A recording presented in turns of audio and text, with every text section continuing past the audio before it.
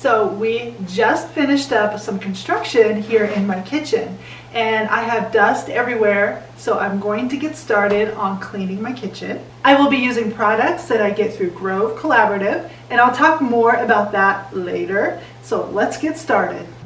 So I think I'm going to get started on my cabinets first. That way any mess that I make onto the floor, I can just simply wipe that up as soon as I'm done.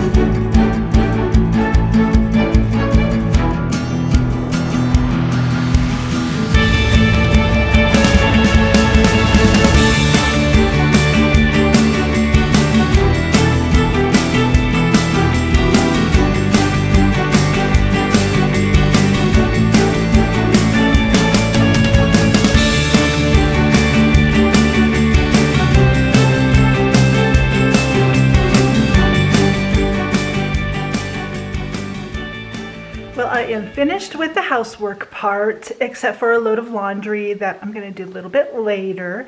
I think now I am going to get started on my Facebook Live stuff, but I do want to talk a little bit more about the products that I use to clean my home, and I buy them from Grove Collaborative. You've probably heard of them.